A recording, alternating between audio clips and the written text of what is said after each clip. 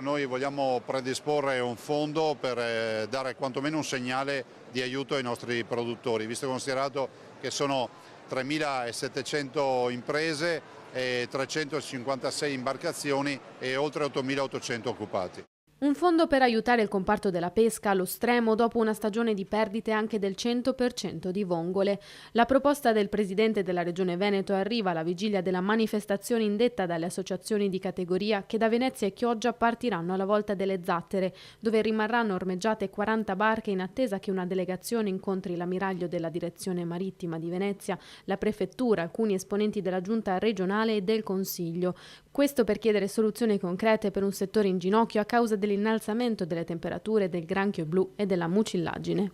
Ma questa è una vera piaga, anche perché voglio ricordare che a questo si va ad aggiungere poi quello che è stata l'alluvione, le diverse bombe d'acqua e le diverse piene dei fiumi che hanno portato un sacco di detriti e limo sul litorale, quindi coprendo anche per mezzo metro le semine delle vongole, quindi ci mancheranno anche le vongole e i mitili. Un tema che si sta discutendo anche a Roma. Per il senatore Dem Andrea Martella le misure messe in atto finora non sono sufficienti.